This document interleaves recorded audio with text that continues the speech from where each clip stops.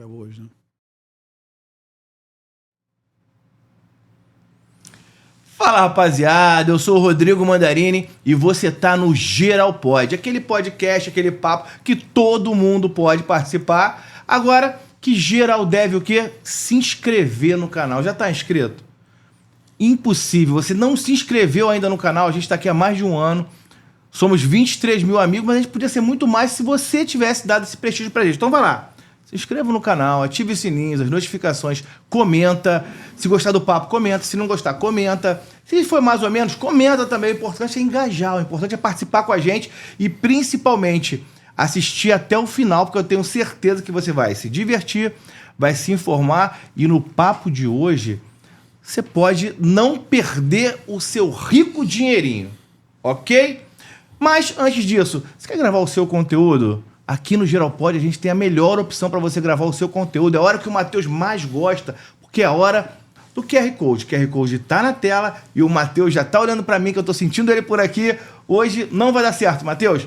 Então, ó, QR Code na tela, é só entrar em contato com a gente vai ter o maior prazer em receber você aqui. A gente vai chamar vocês, vai sentar aqui e vai tirar o seu projeto da mesa. Aliás, aqui é o contrário. A gente vai colocar o seu projeto aqui na mesa, beleza? Maravilha! Instagram, @geral.pod, TikTok tá bombando. O TikTok é onde tem as polêmicas e, inclusive, o corte que a gente tá trazendo, um dos motivos que a gente tá trazendo esse convidado pela segunda vez aqui, é porque um dos cortes que a gente fez lá no TikTok bombou. Já ultrapassou 1 milhão de visualizações e a gente tava falando do assunto quando as pessoas ainda não estavam com coragem de falar. Principalmente quando tinha muito influenciador dormindo tranquilo, andando de carrão, balançando joia. A mãe tava tava uma festa. Só que agora, aquilo que ele falou há mais ou menos uns 5, 6 meses atrás, aconteceu. A mãe ficou off, teve chora bebê, teve um monte de coisas e o bicho pegou. Prazer te receber aqui, Joabes, doutor Joabes Sobrinho, advogado, grande amigo. Prazer meu, Rodrigo. Eu não sou mãe de Ná, mas sou advogado criminalista e eu avisei antes. Vão ser presos. E as pessoas ficaram criticando. Chegou 1 milhão de visualizações e aí, ó, voltamos para falar sobre as prisões, sobre os pedidos de prisão, a prisão da Deolane. Eu falei antes. O alerta foi dado. Não tinha como dar certo. 6 meses atrás eu te falei, isso vai acontecer, eles vão ser presos. Então eu tô aqui hoje para você bater um bate-papo com você muito legal, trocar aqui mesmo todas as informações para que você tenha ciência do que aconteceu e do que ainda vai acontecer, que é o mais interessante. Vai piorar? Vai piorar. Ou melhorar, né? Não, vai piorar. Agora, como é que foi esse desenrolar? Porque quando você falou aqui, você falou com uma firmeza muito grande. E aí chamou muita atenção porque você tinha o conhecimento, que é diferente da informação. O que parecia naquele momento é que você tinha conhecimento do que você estava falando. E aí, o desenrolar foi exatamente aquilo que a gente conversou aqui. O que mudou para naquele momento ainda tá essa liberdade toda e agora tá essa situação que eu acho que o pessoal já não tá dormindo tão tranquilo. Então, a gente precisa separar primeiro as coisas. Vamos separar as bets do jogo do Tigrinho, pra gente entender, porque senão todo mundo confunde, põe tudo no mesmo saco e fala, tá tudo legalizado. Não é. O jogo do Tigrinho é uma coisa, as bets são outra. As bets são ligadas aos esportes, o futebol, são mais ligadas a esse tipo de esporte. O jogo do Tigrinho não, é um cassino. Só que esse jogo do Tigrinho, hoje, se você quiser abrir um jogo do Tigrinho, tu consegue. É tigrinho, é coelho, é boi, são várias figuras. Tinha que ter burro, né? É um cassino. Burro tem quem tá jogando. Então, assim, com todo respeito, mas, porra, tá perdendo dinheiro ali. A casa sempre ganha. Mas isso é contravenção no país. Ou seja, não é permitido. Tudo que você fizer é contravenção. E quando você usa o dinheiro daquilo ali para poder colocar no mercado, lavagem de dinheiro. Então, assim, por que nunca ia dar certo? Porque o influenciador, ele não só apresenta o jogo, ele participa do jogo. Então, o que ele faz? Ele pega e começa a jogar, ó, gente, tá pagando agora no jogo do coelho. Aí ele começa a jogar pra você no celular dele, aí ele mostra, ganhei 200, ganhei... Só que aquele jogo dele é fake. É um jogo que está programado para ele só ganhar. Não é o mesmo jogo que você está jogando. E aí você começa a colocar seu dinheiro. Se você for para analisar, ele está influenciando para que você jogue e perca, porque inclusive a remuneração dele, essa que é a boa parte, é pela sua perda. Ele ganha assim? Percentual daquilo que você perde. Quanto mais o burrinho perde, mais o tigrinho morde. Mais o tigrinho morde. E detalhe, é isso que as pessoas não conseguem entender, é contravenção. Aí vamos pro caso da Deolane. O caso da Deolane, todo mundo. Ela dá um show à parte, né? Nada contra a Deolane, uma advogada. Não vou dizer se é boa, se é ruim, porque eu nunca vi processos dela. Ninguém nunca viu, né? Só vejo ela falar que é advogada, mas eu não vejo os processos dela. Eu vou te dizer assim, só quando tá processando os outros por coisas que não tem nada a ver. Com o que é público pode ser dito. Não precisa processar ninguém porque as coisas são públicas. Exatamente. Só que o nome da operação dela é integration, de integralizar. É uma das coisas que você faz quando está lavando dinheiro, integralizando capital que não tem origem. Então a questão é, não adianta você falar assim, ó, eu paguei o imposto e declarei. Isso não está sendo discutido, não é sonegação fiscal. É você pegar um dinheiro que não tem origem e incorporar ao seu patrimônio. Então vamos pensar assim, isso eu te falo, não é o caso dela. É só um exemplo, porque eu não sei a origem do dinheiro. Mas vou te dar um exemplo, até um exemplo grosseiro, para que as pessoas possam entender. Quem está lá em casa ouvindo agora possa entender. Você rouba um banco e me dá o dinheiro. Aí eu vou lá, pago o imposto e integra meu capital. Ficou limpo o dinheiro? Não ficou, porque a origem é de um roubo. No caso dela, a origem é de um jogo que não é permitido. Então ela não pode integralizar e pagar o imposto e achar que está tudo certo. Então, que loucura. Ali é lavagem de dinheiro. Então a questão é, se divulgou muito, ela falou que, não estão deixando de eu falar. Não é só ela no processo, são várias pessoas. Então o juiz prudentemente faz o quê? São juiz das garantias nesse início, porque está em sede de investigação, está em inquérito policial, não é processo ainda. Ele preserva as pessoas. Então ele decreta o sigilo lá, olha, é segredo de justiça, para que ninguém saiba a não ser as partes. Mas isso aí, na verdade, é uma espécie de preservação de todos, as partes, inclusive então. Dela. Aí quando ela fala que estão calando ela, na realidade... Tá jogando pra galera. Tá jogando pra galera, pra botar a galera contra o judiciário. Eu sou advogado criminalista, então assim, tem coisas que eu realmente enfrento que eu acho que é um abuso, mas tem coisas que a gente precisa entender o jogo. Isso aí é para preservar. Eu gostaria que meus processos, todos os meus processos de cliente, eu peço sigilo, até porque são figuras públicas, são pessoas importantes que não podem ter a vida devassada. Qualquer repórter chega lá e olha e está falando. Então, é sensacionalismo a prisão. Sensacionalista, quem está colocando é ela, porque quem está falando é ela. E depois quer calar a imprensa com o processo. Então, é um contrassenso absurdo, né? O juiz não fala nada. O juiz não abre a boca para falar. A juíza está calada. O promotor não dá entrevista. Quem está dando entrevista é a ré. Na casa ela nem é ré, ela é investigada. A investigada está dando entrevista e, pior, processando as pessoas por estarem falando daquilo que ela está se manifestando. Chega a ser assim, contraditório, né? Cara. Então, assim, não tem condição de fazer isso. Então, vamos pensar assim, tentaram preservar ela. Aí ela vai e começa a jogar as suas informações que não são verídicas. Quais são as informações dela? Ela falou assim, olha, uma das informações, o promotor mandou soltar porque não tinha prova. Vamos lá, esse inquérito não está na mão do promotor. Ainda está na mão do delegado de polícia. O delegado de polícia, ainda está na fase de investigação. Ele está investigando para relatar. E aí, ele fica através do juiz das garantias, que fica ali com uma cautelar, para que ele possa, sempre que ele quiser quebrar algum sigilo, ele tem que pedir para o juiz. Todo o procedimento que ele precisa fazer, ele precisa de ordem judicial. E o promotor acompanha. Só que crimes de organização criminosa precisa se individualizar a pena. Então precisa dizer, olha, você fez isso, o fulano fez aquilo. Uma coisa de cada CPF. Então, eu não posso botar todo mundo no mesmo balaio e falar, todo mundo responde pelo mesmo crime. Não pode ser feito desta forma. Então, assim... Deixa eu só te interromper. Sim. Você está falando isso em qualquer tipo de crime? Qualquer um. Exemplo, o cara vai assaltar um banco hoje. O cara que fica no carro responde por uma conduta, o cara que entra no banco responde por outra. Mas nós não estamos vendo isso. Depois a gente vai falar sobre isso, então. Mas nós temos isso hoje. Nós temos que individualizar a pena. Então vamos pensar assim, cada conduta... Você está falando é muito sério, então, porque depois eu vou te botar numa calça, vou te botar numa situação Perfeito. Eu gosto de... Vamos entender o seguinte, vamos individualizar as condutas para que a pena seja diferente. Então, vou te dar um exemplo claro de crime de organização criminosa. Normalmente, às vezes, tem funcionário público nesses crimes. E aí tem um crime chamado corrupção passiva. Corrupção passiva é um crime de mão própria, ou seja, só o próprio o funcionário público pode responder. Ele não tem coautoria. Diferente de peculato. Peculato, eu sou um agente lá da agente público, e aí eu pego uma situação e facilito para você. Essa situação, você responde por coautoria se você souber que eu sou agente nessa condição, e você responde por coautoria. Sim. É o mesmo crime. A corrupção passiva, só você responde, porque só você é funcionário público. Então, tu imagina se ele botar lá os dois. No final vai ter problema, porque vai dar nulidade dessa decisão. Porque eu não sou funcionário público. Então, o que ele faz? Ele individualiza cada conduta, qual a participação de cada um deles, para que no final eles sejam processados na justa medida daquilo que eles contribuíram para o crime. E aí, o crime de organização criminosa é muito grande, muita gente. Então, o que ele faz? Ele manda soltar, porque réu preso, investigado preso, ele tem 5 dias para oferecer denúncia, ele não tem esses 5 dias, não consegue fazer isso individualizado, rápido. é muito rápido. Ele sugeriu que soltasse para que ele pudesse individualizar as condutas e oferecer posteriormente a denúncia. Aí ela veio e fala, viu, me soltou porque não tinha prova. Primeiro que no inquérito policial não é prova, é indício de autoria e materialidade. Ou seja, se existe um crime, indício de que existe um crime e materialidade de quem cometeu. Mas olha só, a gente tá falando aqui de uma pessoa que falou isso tudo, mas que não sou eu, nem é a minha equipe aqui. Sim. É uma advogada. Sim.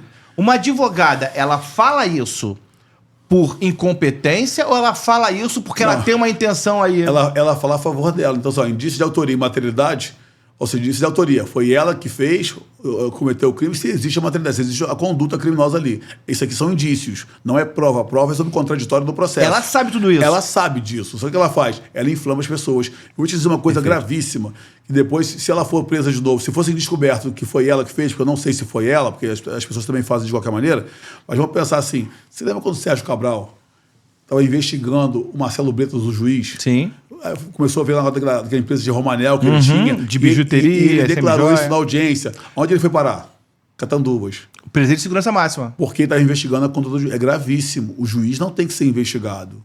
O juiz, ele tem que ser... Mas houve isso agora? Então, o que eles fizeram? Levantaram um processo que a juíza, não sei se foi ela, mas alguém levantou um processo e jogou na mídia, possivelmente. Quem fez isso, se a juíza descobrir, ela pode mandar prender, inclusive, porque ela está se sentindo ameaçada, está atingindo o judiciário, você está ameaçando uma magistrada. Levantaram e falaram que era o seguinte, que ela estava intimidando, né? Que ela tem uma dívida de 200 mil com o Bradesco, e aí saíram jogando a dívida. O que tem a ver? A dívida, a vida privada dela, as dívidas dela com o processo. Decisão. Ou seja, é para desmoralizar, para desacreditar a autoridade. E isso aí é gravíssimo, porque se você faz um negócio desse e é descoberto, vai fazer igualzinho o Mago Cabral, vai parar lá em Catanduvas, tá? Então, as pessoas precisam parar com esse negócio de ficar criando contra-informação para poder prejudicar um andamento de um processo, de uma investigação. Vamos passar para o Gustavo Lima? Não, vamos não, vamos ficar na Deolane por enquanto. Você gosta da Deolane, né? Não, gosto. A Polêmica, mãe tá on, a mãe tá on. polêmica, vamos lá. Vamos lá. Ela falando isso, a juíza, de alguma forma, tendo essas informações, você conhece juiz pra caramba. Sim. Isso, o advogado fica satisfeito. Você é o criminalista, você defensor de uma cliente como essa. Não vamos nem falar da Deolane, é uma cliente que tem essa conduta. Como o advogado reage numa situação como essa? Você sabe, e ela é uma pessoa instruída, ela sabe que isso é problemático, e mesmo assim o ímpeto faz com que fale essas coisas. Então vamos lá. Eu vou te falar uma coisa. Primeiro a gente precisa separar uma situação que agora é polêmica. Realmente, eu peço vênia a todos os meus colegas, mas, cara, eu vi muito advogado que quer pegar a causa com ela, o cara começa a querer inventar o impossível, começa a criar história. A gente tem que ser realista. Primeira coisa, se o meu cliente está na situação dela, fala, olha, ou você fica em silêncio, passa a ouvir a meditação, eu estou fora, porque está com meu nome embaixo, eu não vou certificar uma situação dessa. Você está cometendo uma porção de gafe aí, falando um montão de besteira, e meu nome está embaixo disso. Isso aí.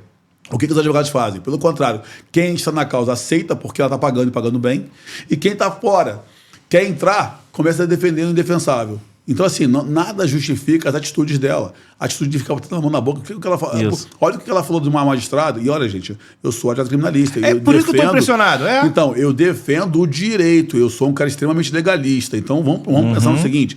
Você falar que a decisão que mandou prender ela é criminosa, você pode, inclusive, não concordar, dizer que é arbitrária, que você não entende, que você vai reformar aquela decisão porque está sendo excessiva. Tudo isso é tranquilo. Criminosa, você chama o juiz de bandido, de criminoso. Então, assim, falta o respeito. A gente tem que ter um nível com os juízes, com os promotores, a mesma forma que eles querem que a gente quer ser tratado, tem que tratar eles também. Isso aí. Eu já tive discussões acaloradas com o promotor, com os juízes, mas eu nunca faltei com respeito, eu nunca xinguei, nunca chamei eles de bandido, nunca ofendi a moral e a envergadura daquele cargo. Quando você fala que o juiz é bandido, você está ofendendo a envergadura do cargo, você atinge todos os juízes, não é só ela não, todos os juízes. Não deveria ser só ela, imagina os juízes. Então, assim, falta compostura para um advogado, já tem que ser mais sério. Então, assim... E a mãe dela e a família fazem a mesma coisa, né? Então, isso pode atrapalhar? Então, atrapalha porque é o seguinte, olha só, imagina o seguinte, o juiz, o que eles querem fazer com esses juízes? Assim, você pega um juiz rigoroso, isso é uma estratégia que funciona e às vezes o tiro sai pela culatra. Você pega um juiz rigoroso, o juiz está fazendo o trabalho certinho, você quer tornar isso suspeito.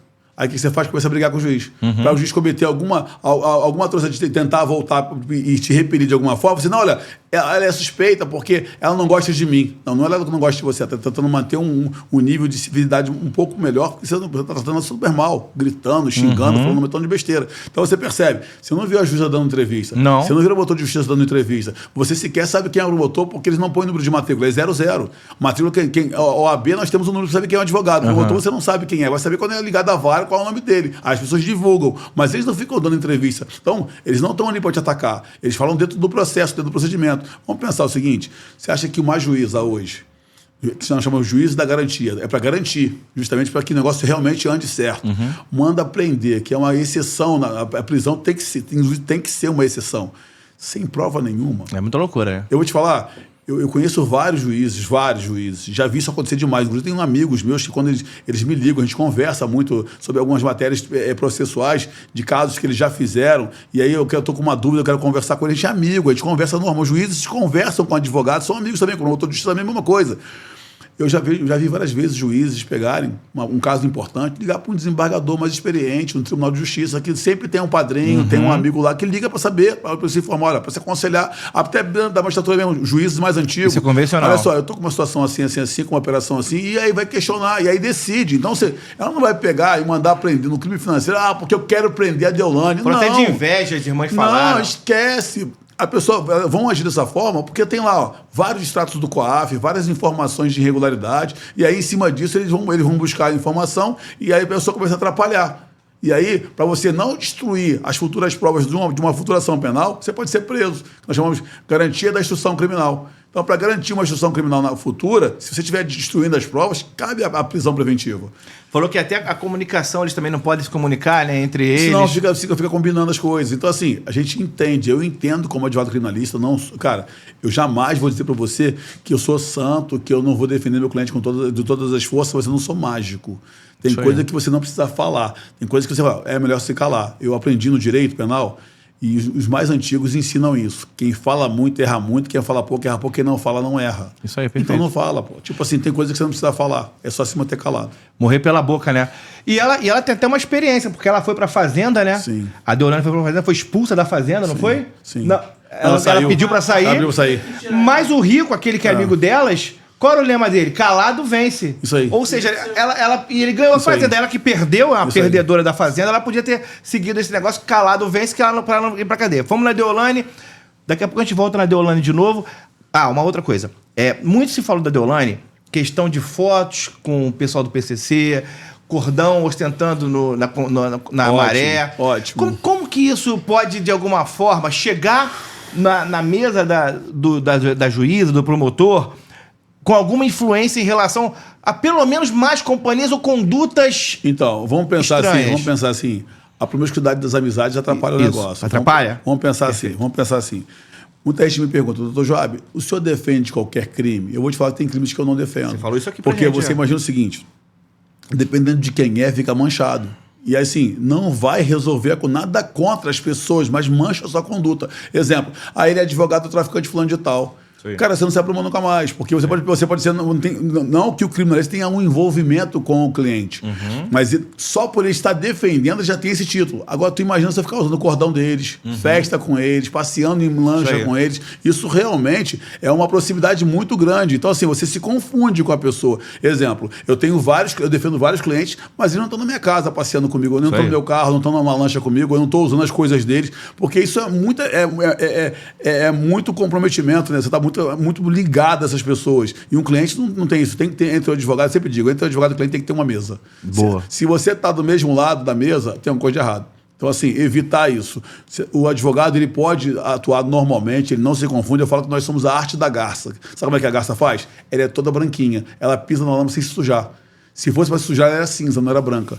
Então você percebe que a garça ela fica na lama, mas ela não se suja. Então, assim, quando você está muito próximo a essa amizade promíscua aí, essa situação de me presta um cordão, me presta teu carro, faz uma viagem contigo, isso é complicado, porque você começa a ter uma proximidade de amizade. Você sabe que se associar ao tráfico de drogas hoje é justamente essa proximidade que eles têm. O cara é traficante, você começa a se associar a ele, aí pega carro e presta, no dinheiro, começa a ver, aí quando as pessoas vão ver, você está mais dentro da relação deles do que com advogado, é mais amigo do que advogado. Então tem que evitar isso. Eu não estou dizendo que ela venha a ser do PCC, que ela faça parte, como eles falam. A questão é até porque seria uma imprudência do advogado criminalista estar acusando o outro colega porque a gente está trabalhando. Mas que existe muito excesso por parte dela, existe. Porque usar um cordão de um traficante, eu não vou usar nunca. Você não vai vir colocando o cordão de traficante andando com o carro do traficante. Você tem que se pôr no seu lugar, ele é cliente, você tem que ter essa mesa separando nós dois. É isso. Você está falando uma coisa muito interessante que vai me dar um gancho agora aqui. E quando a gente dá carona, quando a gente passeia, quando a gente bota no nosso avião investigados por alguns crimes, como o nosso amigo Gustavo Lima, aconteceu isso. Sempre vem a bomba, vamos lá. Olha só, ele dá carona para o empresário, foi o que ele quis utilizar, que ele foi pedido a prisão dele por conta disso. Não foi só por conta disso. Ah, não? Vamos pensar assim, você vende um avião para uma pessoa que você diz que não é teu amigo, então ali é uma transação comercial. Beleza? Mas tu não tira do teu nome, continua no teu nome. Tem que tirar, né? E ele é o dono da Bet, você te paga com dinheiro de um jogo. Ele já pagou? Ele te faz o pagamento, mas você não tira do teu nome. Por quê? Para você dar aquela aparência de que isso pode ser interpretado desta forma, dizendo que isso aconteceu. Tá. Mas se houver qualquer situação de bloqueio contra o dono da Bet, não vão pegar essa aeronave porque não está no nome dele. Está no nome da pessoa que é o Gustavo Lima. Então, as pessoas... Surge aí uma omissão, né? O cara não passa pro nome, você der merda porque está no nome dele, a gente refaz o documento e fica no teu nome. Não perde nunca. Não perde nunca. Isso pode ter acontecido? Pode, mas vamos continuar pensando. Vamos com a reflexão. Então ele compra o avião e passa pro nome dele. Ele faz uma viagem, o cara lá pousa lá com helicóptero, as ostentações dentro da lancha dele, lá no iate dele, é onde estava com o aniversário dele, participa da festa de aniversário, amigo, sendo convidado. Tudo bem, convidado.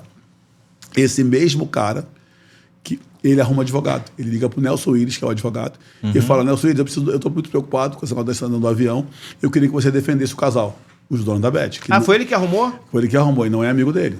Isso, declaração do Nelson Willis. Já temos aí um focinho de porco, um rabinho de porco, uma orelhinha de porco. Não é dele. Aí é decretado da prisão. É decretado da prisão, ele vem pro Rock in Rio domingo é decretado da prisão dele e ele vai embora. Aí fala: se ele tivesse preso, por que não prendeu ele antes? Porque existe um trâmite.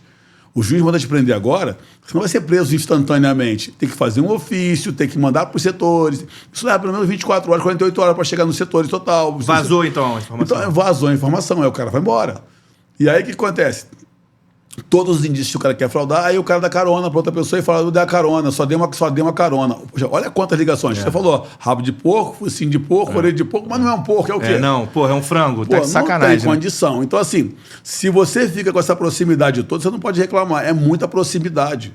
E aí fica o tempo, eu não posso ser amigo, cara. Então você assume que é amigo do cara. Você não pode dizer que você não é amigo dele. Que não tem nenhum laço. Que não tem nenhum laço com ele e tá atrapalhando as investigações. O delegado, ele reclamou porque estava sendo atrapalhado as investigações. Aí o cara falou: mas o promotor que da nação penal não fez nada, mas não está no momento do promotor fazer nada. E esse caso, então, também continua com o delegado. O delegado sendo investigado. O delegado de polícia depois ele vai relatar, e aí pode dizer se Gustavo Lima cometeu ou não cometeu nenhum crime. Eu não estou dizendo que ele cometeu crime, mas ele vai relatar. E aí o promotor de justiça ele pode acolher ou não. Se o promotor de justiça acolher, ele pede o arquivamento do inquérito. Se ele entender que tem material ali para denunciar, ele denuncia. É simples assim, e todos eles vão ter direito de defesa. Então, ninguém está no momento de inquérito policial.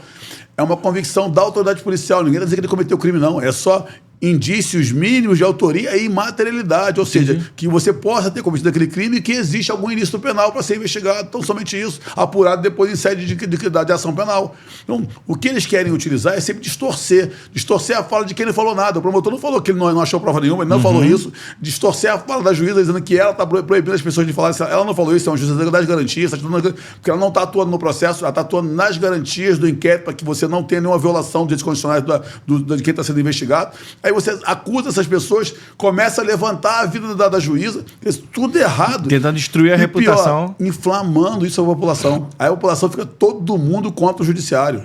Cara, eu vou te falar uma coisa.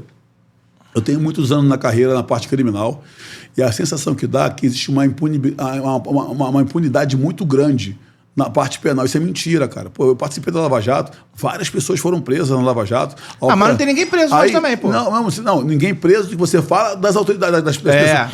Cara, tem muito diretor enrolado até hoje, tem muito diretor. As pessoas que eram do escalão de baixo, tá todo mundo agarrado, enrolado com o processo. Mas isso aí deixa uma sensação de impunidade O que as pessoas estavam pensando? Eles estavam sempre olhando pros maiores. Sim. Então você olha lá, os caras estão aqui em cima, se eles saíram, todo mundo saiu. Não, tem gente que a vida acabou. Mas isso é pior ainda. Sim. A sensação pra quem tá do lado de fora, a sensação de ver. Sim. Porque aí a gente vê um promotor perdendo mandato procurador. de deputado. Sim. Procurador, né? Isso. Perdendo mandato de deputado. Sim. A gente vê a imprensa e a opinião pública destruindo um juiz. E a gente vê o maior réu, o cara que, segundo o vice-presidente dele, não tô falando de política, tô falando da Lava Jato. Sim. A gente vê o cara voltar a ser presidente do Brasil, a sensação que eu tenho, independentemente de lado político, é a impunidade, sim. Tá, então vamos pensar assim. Eu vou tacar fogo um pouco dessa lei, então, já que você falou, porque eu não falo de política. Nem eu. Eu não tenho nada a ver, nada contra o presidente, não votei nele. Mas não tenho nada contra ele. Eu me afino exatamente com a direita, mas não é partido político, porque eu tenho grandes amigos na esquerda. Eu não faço parte desse grupo. Eu vou te dizer a minha visão dessa situação. Acredito que o Sérgio Moro, como juiz, era um bom juiz, um cara inteligentíssimo. Todo mundo, ninguém tem dúvida disso, não é verdade? Então, por que quando tentaram soltar o Lula, tentaram soltar o Lula no plantão, um desembargador, Sérgio Moro estava onde? Fora do país e de férias. Beleza? Um juiz fora do país e de férias, ele é juiz? Não. Então, por que ele ligou para cá e falou para não soltar o cara? Teve isso? Ele ligou pro desembargador, aqui é o juiz Sérgio Moro, não solta, blá, blá, blá, blá, blá. Beleza, todo mundo, não, é óbvio. Ia soltar o pilantra, ia soltar, todo mundo cresceu. Vamos agora para a parte boa da coisa, para a parte processual. Quando você age dessa forma, ele é um juiz o quê? Que está perseguindo... Obviamente. O cara, né? Sim. Então, ou seja, ele é um juiz que ele não é imparcial, porque ele nas férias dele, ele ligou para fazer isso. Eu não sabia disso. Então, o que acontece? O Sérgio Moro, a maioria das coisas que o Sérgio Moro fez com o Lula está sendo anulado por qual motivo? Imparcialidade. Isso é só um exemplo. Tem outros exemplos também. E aí você vê, o cara fala... Da Vaza Jato. Eu sou parcial. Agora, até onde eu posso acreditar que isso não foi feito de maldade? Pelo próprio Sérgio Moro. Não estou acusando, não. Entendi, mas você jogou uma mosquinha. Eu tô só... Não está acusando, mas você jogou uma mosca. Eu estou só fazendo uma reflexão, porque um juiz do naipe dele... Não cometeria esse erro bobo. Não pode cometer esse erro bobo, porque é a janela do gato. Você encurrala um gato, você deixar a janela, ele não quer te atacar, não, ele vai pular pela janela. E aí, lá na frente, a gente vai arguir isso. Por quê? Se você for olhar na Lava Jato, 90% dos políticos que foram condenados, que eram políticos de nome, o Cunha, Eduardo Cunha, Cabral... Dirceu, tudo foi anulado. Pô, todo mundo só errou nesse processo. Os processos foram todos errados. Porque existiam algumas brechazinhas que as pessoas iam pulando na janela e ia pegando. Não, pô, esses erros deles não foram inventados, eles aconteceram realmente. Aconteceram. E aí aconteceu, são erros grosseiros. Que você fala, bom, não é possível que esse cara vai fazer isso. Por que ele tá ligando? Por que ele não é juiz fora do país? Então, você não pode acusar ninguém. Mas o jeito de reflexão é meu. Eu estou voltando dentro do direito penal, entendendo, cara, mas ele não é juiz lá fora. Ele liga para evitar, mesmo que ele tivesse um bom coração, ele torna uma coisa aí errada, vai estar perseguindo o cara. Qual o motivo dele estar fazendo isso? Ele vai ter ligado para um corregedor, para alguém, e essas pessoas fizessem essa ponte. Não ele ligar direto e dar ordem. Então você para analisar e fala assim, tem alguma coisa de errado. Então você para analisar as coisas e começa a perceber aonde estão os erros. Eu fico assim, será que é o que o pessoal quer mesmo? O Lula, se você me perguntar das condenações do Lula, eu vou te falar um outro problema. E aí o pessoal quer me bater da direita. Você não pode ser da direita, pode ser da esquerda, é possível. No Brasil, todo mundo que é réu primário pega a pena mínima. Réu primário de sentença pega a pena mínima. E nós temos um outro problema. Na hora da sentença, se tu tiver do crime, se tu tiver menos de 21 anos, prescreve pela metade. E se tiver mais de 70 anos na hora da sentença, é também pela metade. Então, o Lula, ele pegou a pena máxima. 12 anos já. 12 anos. Se ele pega 2 anos, estava o quê? Prescrito. Ele é o primeiro réu no Brasil que pega a pena máxima. Eu não estou dizendo se ele fez, se ele não fez, não. Vamos dizer que ele fez. Entendi. Réu primário, pena mínima. Prescrição pela metade. Se a pena mínima 2 anos, prescreve com um prescreve com 3 anos. Estava prescrito porque ele teve 2 mandados. Então não dá para entender Como é que as pessoas utilizam? Ah, mas é o Lula. Isso aqui é inventar, porque é sentimento seu. É vingança, não é justiça. Não podemos criar tribunal de exceção. Nós temos que ir para a coisa realmente que acontece. Então, não adianta você querer toda hora criar uma regra porque essa te favorece e essa não te favorece. Então, só para você entender, eu vi um julgamento no STF, eles estavam discutindo isso. Toda hora eu via uma decisão diferente. Eu falei, cara, é tribunal de exceção. Para um réu é de um jeito, não é um crime. Para outro réu era outro. E não eram as circunstâncias de cada um que estavam sendo julgadas. Era o entendimento. Aí eu falei, cara, se não tem condição. Porque você imagina o seguinte, eu anulo todas as operações. Tem ali réu confesso. O Cabral é um deles. Se eu anulei o processo, eu faço o que com o dinheiro que foi devolvido de forma ilegal? Devolvo também? Porque essa era a regra. Eles estão pedindo, né? Então, mas, pelo amor de Deus... O cara declara que o dinheiro foi de sacanagem e ele vai pedir dinheiro de volta e vão devolver porque anularam o processo. Em regra, tem que devolver, mas devolver dinheiro de sacanagem, como é que você faz isso? Você não tem como criar isso. Vamos pensar assim, lembra do juiz do caso do Eike Batista? Que estava dando no carro do Eike Batista, aí ele foi expulso, porque o cara foi dar uma voltinha com o carro dele. Pegou e deu um rolê que tinha prendido. Então, juiz federal. Vamos pensar na mesma teoria, tá? Juiz federal, o cara estudou pra caramba, bicho. Eu conheço vários. Eu fiz o curso do ênfase, juiz para estrutura federal, é pesadíssimo. Eu estudava 18 horas por dia. Você não consegue pensar em nada. Dormir. Você sonha com aquilo que você estudou. Pra você entender. Você não consegue dormir e desligar a cabeça. Você fica sonhando com aquilo que você estudou o dia todo, a noite toda. E aí, você acha que um juiz daquele que estudou pra caramba, juízes são inteligentes, pô, eles estudam de verdade. Você acha que esse cara vai pegar e cometer um agafe daquela? Agora vamos para a teoria da conspiração. Isso aí é o que as pessoas pensam, elas não afirmam, elas pensam, é um pensamento meu. Então o pensamento ele é livre. É livre, vedado ao anonimato. Então sou eu, Joab, doutor Joab Sobrinho, fazendo a minha reflexão. Pô, o cara bloqueou lá 2 bi do cara, tá bloqueado. Cara, se tu der uma voltinha nesse carro, se torna nula essa situação. Esse despacho que bloqueou, essa decisão, ela vai ser nula por imparcialidade. Ou seja, está sendo parcial. Foi o rolê mais caro que deu. Aí, parcial. Aí o dinheiro faz o quê? Volta para conta. No dia seguinte, em 24 horas, quando mandar bloquear o dinheiro de novo, já tinha sumido. Já tinham sumido. Aí você me pergunta, cara, será que foi um erro grosseiro? Né? Um erro grosseiro dele ou foi uma sacanagem? Aí você vê, o cara foi condenado, criminalmente falando. O juiz foi condenado. Dificilmente eles expulsam o juiz e ele é condenado. Ele foi condenado criminalmente, foi expulso e condenado criminalmente. Ele não foi aposentado, não. Perdeu tudo. Por quê? Porque as pessoas que estão acima dele entenderam que isso aí foi uma conduta, no mínimo, reprovável, não, no mínimo, estranha demais. Tem que ter valido muito a pena, né? Porque o cara, para andar com o carro, todo mundo sabia que ele não ia andar com o carro dele, isso não existe, botar o carro na casa dele, isso não existe. Mas se ainda fosse a Luma, né? Então, assim, porra, até valia o risco, andar com a mulher do cara, né? Porra, até valia. Mas não é. Então, assim, você percebe que existem algumas condutas que são feitas que às vezes você fica um teatro. Pô, eu nego, você bate, mas bate de forma errada. Porque depois eu vou onde você bateu e vou consertar. Então, cara, como eu estou muito acostumado a ver esse tipo de situação, eu falo assim, gente, o coitado do leigo. Às vezes você pega uma discussão de 2 juízes, de ministros, discutindo um contra, e você, caraca, os caras se odeiam. Não se odeia não, filho. Ali é uma forma de um mostrar, nesse caso eu sou contra e você é a favor, mas deixa uma janela aberta ali, tá? Porque é a janela do gato, aquela famosa janela do gato. Aí lá na frente ele volta daquela janela e fala, ó, na hora que a gente estava discutindo, a janela estava aberta, eu peguei um golpezinho de ar. Estava errado, porque gripado. Fecha a janela e anula a porra toda. Aí você fala, pô, mas é injustiça, nós temos, hoje vigora a impunidade no país. Não vigora a impunidade do país.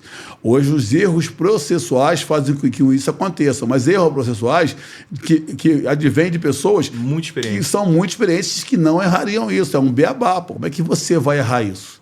Isso é proposital. Na minha visão, tem erros que são propositais. Justamente para deixar, cara, eu vou bater em você, vou fazer dessa forma, mas vai por aqui.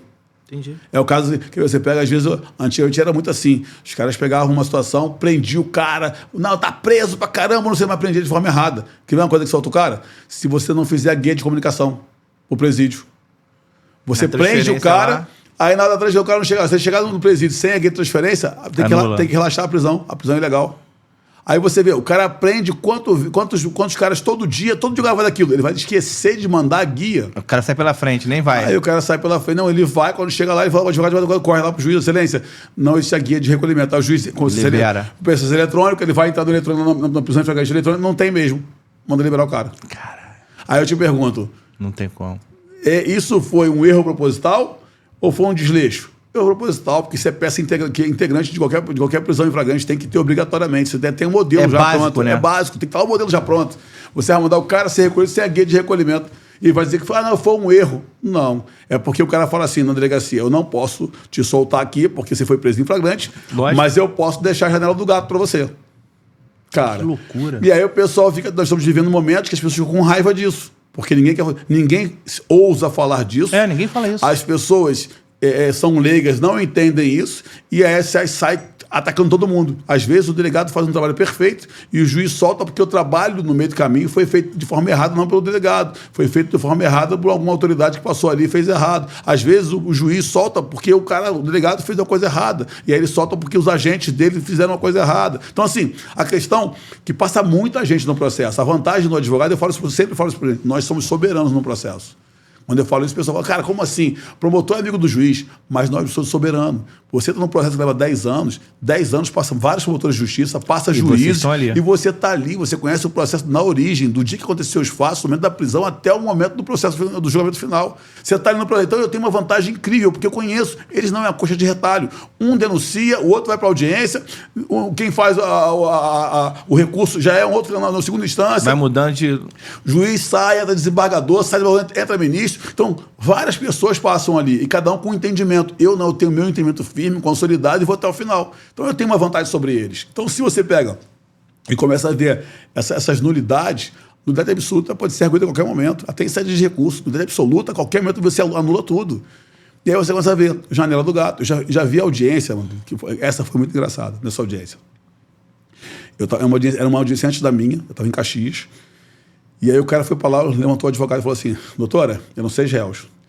Não tinha um réu presente. Porque você pode dispensar o réu, se o advogado quiser, ele pode dispensar o réu, porque ele não precisa do réu, ele faz sozinho. Beleza, aí vira o advogado e fala: excelência, eu estou por fulano de tal, eu só estava por um. E eu dispensei a presença do meu cliente, não tem prejuízo. Tá. Os outros 5 não tinha advogado ali constituído, e eles têm advogado no processo constituído, mas não saiu para os caras que tinham audiência. O que ela fez? Mandou chamar o defensor público e colocou ali. Para os outros 5. Os outros 5. Ou seja, não perguntaram. A ampla defesa consiste no direito de você estar presente na sua audiência, de escolher o advogado e de ser ouvido. Então, ou seja, você tem o direito de escolher seu advogado e estar presente. Então, esse dia de estar presente ela retirou, porque ela não perguntou para eles se queriam estar ali ou não. Eu abri mão do meu, mas os advogados que era constituído nos autos não foram intimados para o ato. Não podiam escolher também. Eles não poderiam escolher e a parte também não pode escolher. Ela botou um defensor. Aí eu falei, cara, ela vai dar a sentença, eles vão arguir a nulidade e vai voltar. Aí o que eu fiz? Anotei o número do processo. Eu falei, pô, eu quero ver como é que funciona isso. Se realmente, curioso. Se isso na prática funciona. Não queria porque eu achei que era um absurdo. Que o advogado ia falar comigo lá fora. Eu falei, doutor, sobre se incomoda o número do processo? Ele falou, não, só para me olhar como é que vai funcionar, porque ele já falou que ele arguía a nulidade. Dito e feito. Passaram-se 5 anos do processo, que tiveram vários rolos lá, pedindo para ouvir carta aplicatória, fizeram um monte de coisa. Passou um tempão, o que acontece? Ela deu a sentença. Aí o que ele fez? Arguiu a nulidade porque não, esse interrogatório, essa explicatória, as cartas aplicatórias não tinham um advogado nem as partes. Anulou para o ato ser refeito. Estava prescrito, pô. Caraca, é mesmo, passou 5 anos. Estava prescrito, eu cheguei com 4, estava prescrito. Aí eu te pergunto, e aí, será que o juiz não sabia disso? Eu não faço ideia. Não conheço a reputação da juíza. Mas é um erro muito básico. Tipo assim, mas é um erro básico. Ela deveria ter visto que tem advogados constituídos e ter feito isso. Mas ou faz de qualquer maneira, ou então, cara, interessa esse processo para alguém. Não é possível, porque são erros básicos. Que o erro que você está ali, está vendo, está errado. E aí, você não levanta a bandeira nem acusa o judiciário, porque nem todo juiz é corrupto, nem todo promotor é corrupto, nem todo advogado é corrupto. Mas existe a corrupção.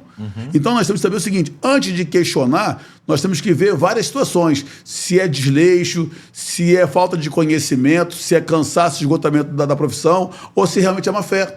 Então você não pode juntar todo mundo e falar, olha, mas no Brasil acontece assim. Não com todo mundo. Já vi juízes fazendo processos e sanear o processo, mesmo no criminal, antes de fazer qualquer, para não ter nenhum tipo de nulidade.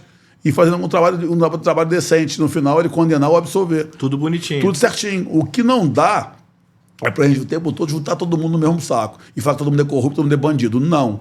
Mas existe erros, porque o processo tem que ser devido e legal. E normalmente o processo é devido, mas não é legal. Entendi. Então, assim, você mata um cidadão. Deus me livre, igual você matou um cara. É devido você ser processado? Porque você matou alguém. Agora, vamos saber se vai ser legal. O que é legal? Vamos respeitar uma ampla defesa e contraditório. Você vai poder assistir audiência, vai poder participar de advogado todo. Se faltar um desse aí, é ilegal o processo. E aí anula. Aí, dependendo de como o tempo que passou, e se for dada a sentença com esse vício, ele vai ser anulado e vai voltar para ser refeito. E ele pode estar prescrito. Pode estar prescrito. Isso é bom, hein? Aí, eu já vou começar a pensar diferente a vida agora. Não significa que que o judiciário, fizeram de sacanagem, também não significa que você é impunidade, significa que o processo foi devido, mas não foi legal. A falha é uma falha de execução em algum momento. Existe uma falha. E aí, olha só, lembra que eu te falei que nós temos uma vantagem sobre o processo, sobre o promotor e sobre o juiz? Porque eles vão direto. Porque você pega um promotor que erra, aí entra no lugar dele, o quinto lugar dele não revisa. Ele dá continuidade e às vezes o vício vai bater lá na frente. Lá na frente, mas tá na origem o vício. E às vezes nem tem sacanagem. Não é, tipo assim, não é dinheiro, nada disso. É porque o cara errou mesmo. Aí você pega um juiz que faz a mesma coisa, que ele erra. Aí amanhã tem outro juiz no lugar dele, também não vai olhar. Porque, cara, é humanamente impossível você ter 50 mil processos na tua vara lá como juiz e você simplesmente acertar ele tudo. Porque tem gente que é prolixo demais, cara. Esses dias eu vi um advogado, que eu falei para ele, doutor, pelo amor de Deus, tenha bom senso. O cara fez um habeas corpus com 250 laudos, um remédio condicional com 250 páginas, nós chamamos de laudos, chamamos de páginas. 250 páginas. Tu tem noção que isso é um livro? Porra. Em sede de habeas corpus, tu quer que o cara olhe, você pega ele para julgar aquilo ali com urgência, dá 250 páginas para ele ler, tu tá enrolado, velho. Tu mandando ele ler um livro por dia só do seu cliente. Imagina se você tem 10, 15, 20, não tem, é inviável. Aí o juiz faz o que num negócio desse? Não vai no paroímpa? Não lê, não. Ele vê lá a essência, vê o pedido que está fazendo e aí decide.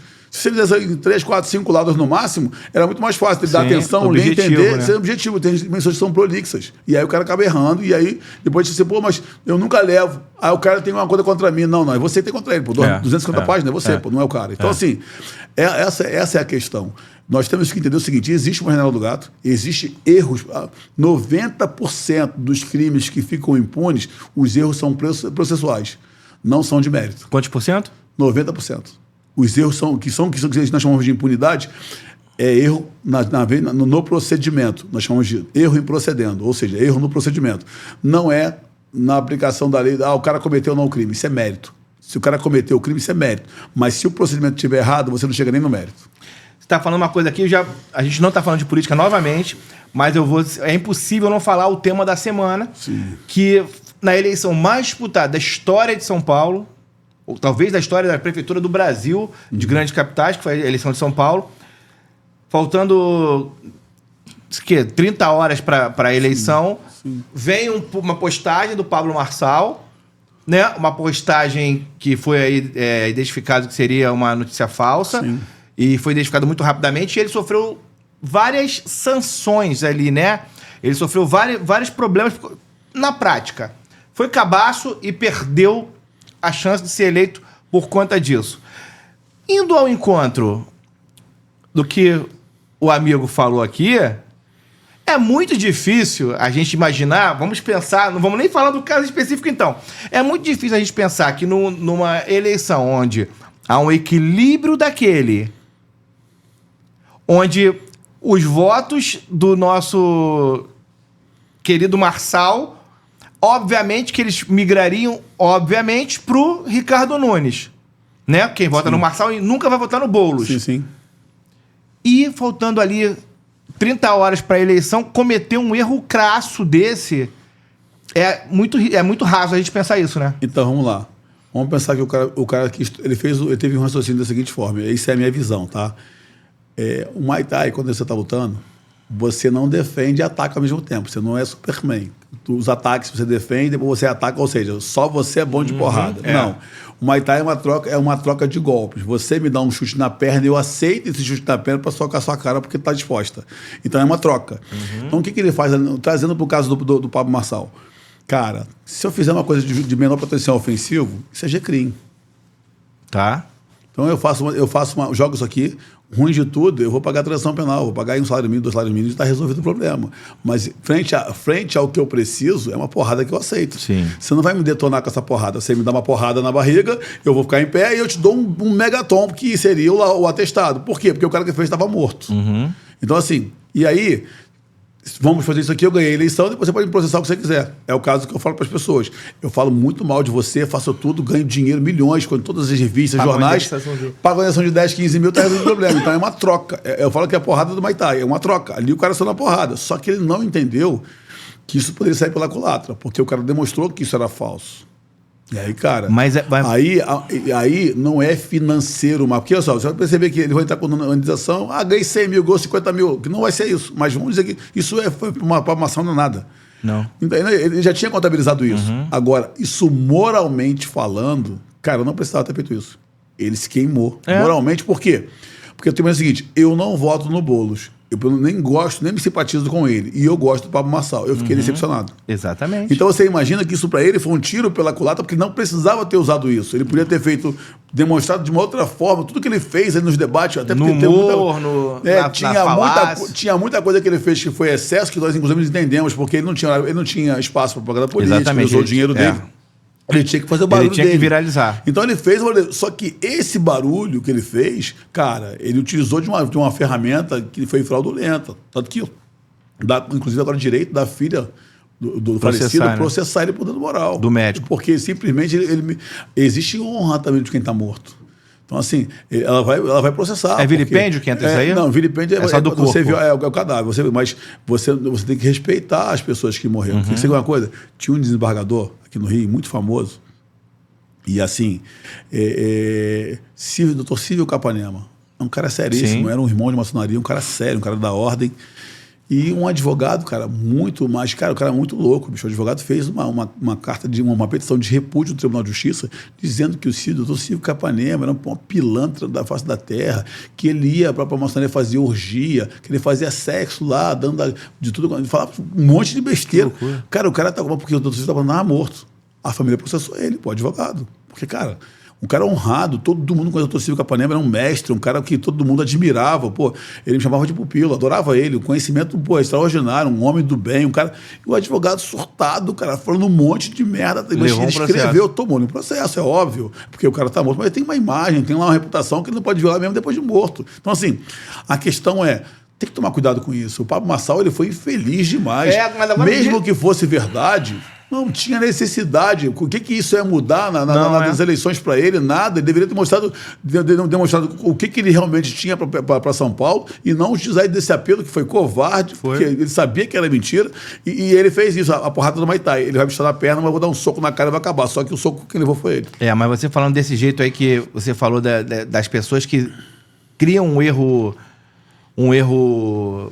com vontade própria... Eu agora vou pensar diferente, eu vou começar a analisar que pode ter sido alguma coisa premeditada, porque não é possível um cara que tem 80 empresas como ele tem, um cara que ele transformou a eleição municipal de São Paulo numa eleição nacional, o cara que faz, em 3 horas, consegue 1.200.000 seguidores numa rede social, 5 milhões em 15 dias, o cara... cometa um erro tão idiota, por um motivo assim, não é que o Boulos roubou, que o cara deu uma cheirada. Então, assim, eu agora... Você me botou uma mosquinha que eu acho que isso aí pode ter sido alguma coisa... Porque ele é muito... o cara é muito inteligente, você não pode subestimar a inteligência das pessoas. Ele é muito inteligente. Pra cometer um erro desse. Ele senta contigo, ele faz uma forma matemática de verdade ganhando dinheiro, tá? Porque primeiro que ele tem coragem de fazer, e segundo o cara tem conhecimento para isso. Então o cara sabe disso. Só que ele troca hoje, cara. Você vê o seguinte, você fala, a Veja lança uma matéria sua, polêmica, você é um cara famoso, né? E você, vou te processar. Ele já sabe que você vai processar, ele já está contabilizado. Ele fala, não, cara, vamos explorar bastante, botar na capa da revista, do jornal, fazer de tudo. No final você processa, ele ganha 15, 20 mil. Mas ele ganhou milhões com essa reportagem. Então, para eles, vale a pena ser processados. Eles vivem de processo, inclusive. A questão é quando o tiro sai pela culatra. Porque o tiro dele sai pela culatra da seguinte forma, que ele está sendo processado do mesmo jeito, só que detalhe, quem admirava ele, quem estava com ele, ficou decepcionado. Exatamente. Ele não precisava ter feito isso. Então, assim, ele perdeu os eleitores dele hoje. Só perdeu. Hoje, a vida política dele, ele meio que jogou no ralo, tá? Porque, hoje eu já não levo um cara desse a sério. Porque é um cara que tem muito dinheiro, fez uma campanha que podia ter uma família maravilhosa, podia estar muito à frente, mas decepcionou.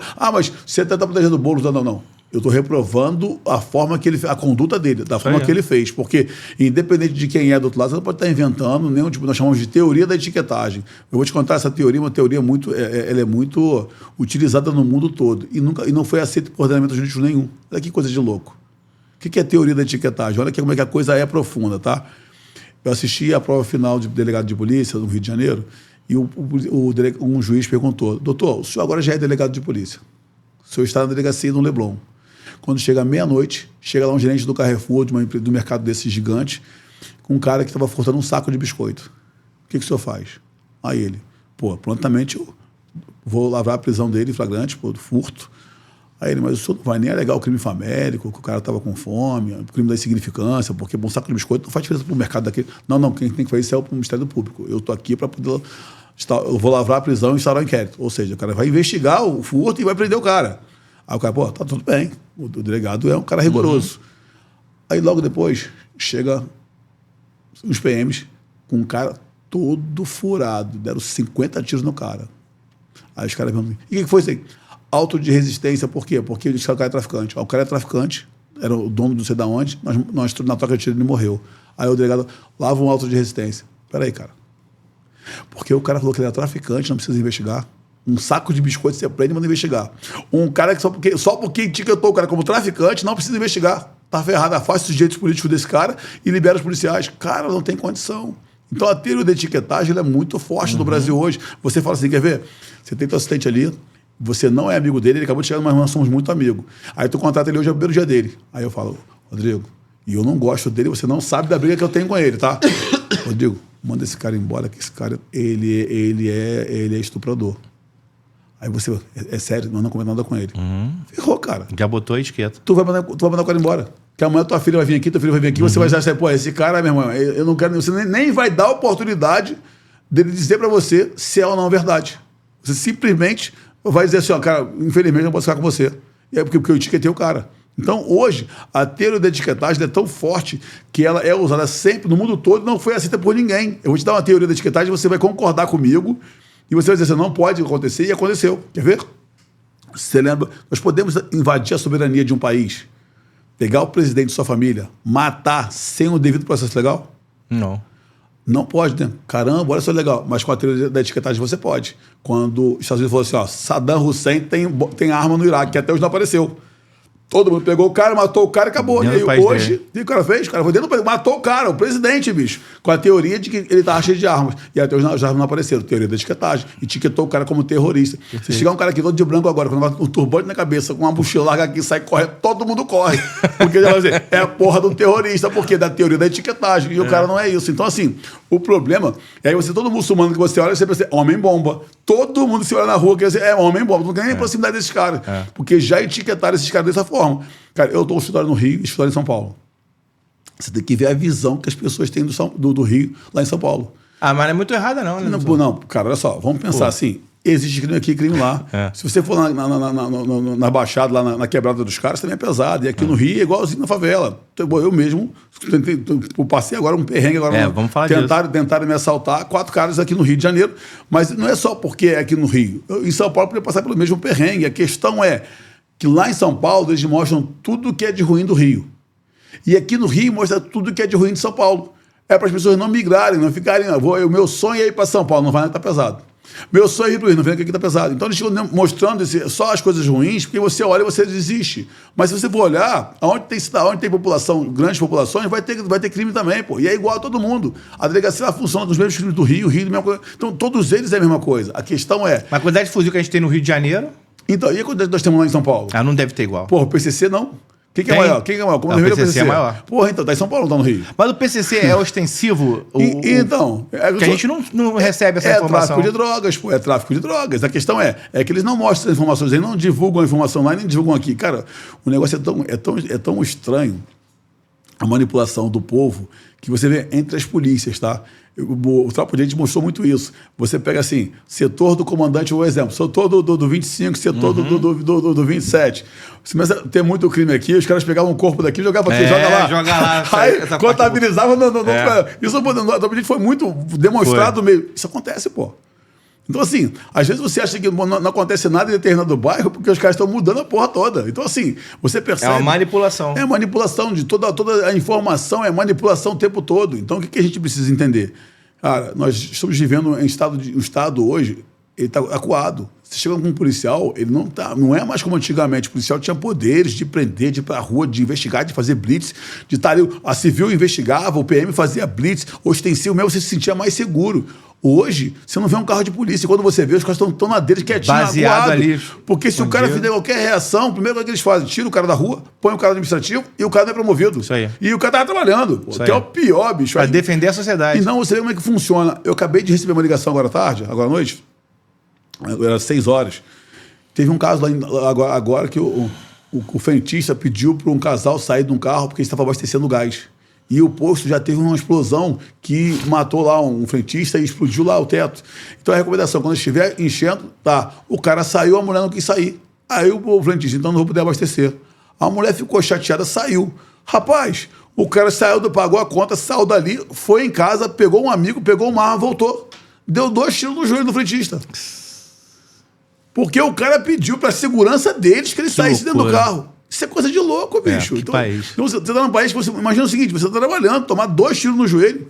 Por conta de que você pediu a segurança, um protocolo de segurança para salvar o cara. Ele e a mulher dele, porque se explode, ele é ser responsabilizado. Então você percebe um momento delicado que nós estamos vivendo. Então hoje, nós temos que pensar o seguinte, cara: Rio está ruim, São Paulo está ruim. O problema é que a qualidade dos investigadores, o cansaço dos caras, do judiciário, o assoberbamento do judiciário, o judiciário está assoberbado. Tá todo mundo no limite, cara, né? Você viu o tempo todo falando assim, cara, imagina um juiz, cara, um juiz criminal. Eu sou consciente, eu falo com os caras, às vezes eu fico chateado pelas posturas, mas se você for parar para entender, imagina um juiz que ele despacha 10 processos agora, chega a 20. Ele despacha 20, chega a 30. Para ele não acaba nunca. O teu dia acaba com o teu cliente. Você pegou o teu cliente, resolveu, tu vai embora para casa. O juiz não acaba nunca. Ele está ali direto, despachando. Só que é o seguinte, ele tem que entender no direito, porque eu falo que o cara que mais trabalha hoje no direito, como juiz, salvo as exceções aí de alguns juízes, é o criminalista. Por quê? O juiz criminal, ele tem que falar com o advogado toda hora. Porque, cara, liberdade. Então, toda hora entra um. É a vida da pessoa que tá mexendo. E aí toda hora entra um com uma urgência. Todo mundo é urgente. Porque eu brinco com o pessoal que esse gesto aqui, ele faz uma coisa muito legal. Quando eu faço assim pra você, você interpreta o contexto dependendo do momento. Sim. Exemplo, se eu cheguei e fizer assim, oi. Agora, se eu estiver indo embora, tchau. Normalmente, quando o cara é preso, ele quer fazer assim, mas ele quer ir embora. Ele quer dar oi, não. Ele acabou de ser preso. Verdade. Então, quando ele tá preso, ele vai, fala aí, pessoal. Não. Tchau, eu tô indo embora, o cara aqui não, o cara quer ir embora. Então, assim, tudo é urgente. Aí o cara, doutor, é urgente. O seu, o do teu colega do lado, o outro colega do lado, todo mundo. Como o cara vai definir as urgências? Não dá para definir urgência. Então, o que ele tem que fazer? Ele, dentro daquilo que é urgente, ele vai olhar todo mundo, mas pensa que ele é um ser humano, que ele tem que ler vários processos. Quanto mais você escrever, mais difícil fica para ele te atender, porque ele tem que ler muito. Mas chegar com 250 páginas e falar assim, doutor, é urgente, olha aqui. Meu cliente vai olhar assim, pô, ele não vai nem olhar. Ele vai assim, doutor, você não é urgente. E 250 páginas, manda para a vara comum, porque eu não consigo ler isso aqui em site de plantão. Então você faz 5 laudas, você seja sucinto, seja muito objetivo. Adianta a vida do cara e lá. Manda para ele. Aí você resolve. Eu vejo pessoas destruídas habeas corpus. Você fala, pô, o cara é réu primário. Quantas vezes eu vejo fazendo isso, cara? Isso para mim é um cúmulo do absurdo. Porque isso é o beabá. Excelência, é um absurdo. Meu cliente tem que sair hoje, porque ele é réu primário de bom antecedente, mas a FAQ, ele não diligenciou para saber se a FAQ do cara, que é a folha de antecedentes criminais, está nos autos, ou então se ele não juntou também ali as certidões do cara. Normalmente, o que eu faço para o meu cliente? Quando ele vem com 24 horas, eu falo, para com isso. Em 5 dias, eu vou diligenciar o cartório, pedindo para juntar a folha de antecedentes criminais, e prudentemente eu tiro as certidões de antecedentes criminais dele. Já leva, Com 3 dias eu já recebo. Anexo. Com 3 dias eu vou anexar aquilo ali e vou ver se as folhas estão lá. Porque quando eu afirmar para o meu cliente, ele é réu primário de bom antecedente, ele está vendo. Eu não estou só falando, mas não um cara que não conhece você, não sabe o caso, então você só joga alegando. Aquela... Desculpa, ele não está alegando. Normalmente eu demonstro isso para ele. Porque isso é uma obrigação minha. Eu estou dizendo uma qualidade do meu cliente, quero que ele atenda e faça de forma genérica, não juntam nada. Cara, não dá. O advogado não pode utilizar de forma genérica. Pensa que o juiz não conhece os fatos. Eu tinha um professor que ele falava assim, dá-me os fatos que eu lhe daria o direito. E o que normalmente os advogados hoje falam? Falam muito pouco sobre os fatos e ficam juntando um montão de jurisprudência. O STF define assim, o tribunal define assim. O caso em tela mesmo, não. Ele não fala, ele não explica. Aí não adianta, porque se você não dá-me o fato que eu lhe daria o direito, se você juntar uma jurisprudência que de repente o cara é contrário, ele não vai conceder. Mas se você explicar o caso ali para ele, de repente ele vai levar. Você tem uma noção? Eu sempre falo isso. O caso da Deolane, ela falou o quê? que ela pagou o imposto que ela declara tudo. Mas a questão dela, ela não falou que é integralização. Integralização é a origem do dinheiro, ou seja, ela não explicou isso. Então, um montão de leigos estão perseguindo ela. Segundo, decreta-se o segredo. Ela vai falar que estão expondo a vida dela, se na realidade não tem censura, não estão expondo a vida de ninguém. É justamente para não expor, mas quem está se expondo é ela. Terceiro, ela argumenta que a mãe dela está perseguindo e ela também, mas a mãe dela faz parte. A mãe dela respondeu lá, segundo notícias, que tinha um depósito na conta bancária. Se eu fizer uma pergunta sobre o depósito para você, é uma coisa. Você não lembra que empresa é essa, porque é um depósito dentro de várias empresas, você não vai lembrar, como eu também não lembro. Meu escritório só tem 3 histórias de advocacia, vou lembrar de um depósito. Agora, 60 depósitos no mesmo momento para aquela empresa, se não lembrar da empresa, é complicado. Porque são 60 depósitos, dá até para decorar o CNPJ. Então assim, você percebe que tem coisas que a pessoa não tem que ficar divulgando. É melhor ficar quieto. É melhor ficar calado. Então, assim, hoje ela está com uma postura de, gente, eu vou conversar com vocês no momento oportuno. Sim, qual é o momento oportuno que ela deveria fazer? Enfrenta o inquérito, quando for arquivado, fale sobre ele. Se não estiver arquivado, for para o processo, enfrenta o processo, no final você fala sobre ele. O que você não pode é antecipar essas coisas, porque senão o show midiático é seu. Você está trazendo o pessoal contra o judiciário, jogando o tempo todo contra um juiz. Cara, tu imagina a pressão de um juiz que pega essas pessoas. Você é o juiz que condenou e tal. Ela, em momento algum, deu entrevista, ela não falou nada, então você está deduzindo o que ela fez. Então, não dá para ser dessa forma. O que nós precisamos fazer? Sermos... eu sempre falo assim, cara, seja uma pessoa simples, porque você vai perceber que a simplicidade você leva. Uma pessoa arrogante, prepotente, não vai levar. Normalmente eles chegam lá, prepotente demais. Tu imagina ela ir para uma audiência com a juíza, que ela chamou de bandida, em rede nacional. Não, é com aqueles baba-ovos todos lá do lado de fora. E aí, sabe o que o pessoal fala? O pessoal vai falar assim, não, mas espera aí. Ela pode falar assim com ela é advogada, nós temos a liberdade. Calma, a liberdade que nós temos, a nossa prerrogativa não é ofender ninguém, nem juiz, nem ninguém. E ela é ré, não é advogada, Você não pode, não é nem ré, ela é uma investigada. É investigada. E ela pode atuar em causa da própria. Nós somos mas nesse caso ela não atuou. Ela não atua em causa da própria, mas se ela tivesse em causa da própria, ela podia até questionar. Ela podia questionar a decisão em juízo, que ela não pode. Pô, cara, eu gosto daqueles advogados, eu sou da época do que os advogados, eles são mais elegantes até para protestar. E eu peguei isso como uma essência para o meu trabalho. Exemplo, quando eu estou muito indignado com um juiz, eu boto lá, todo aquele que detém um poder tem de deixar abusar. Montesquieu.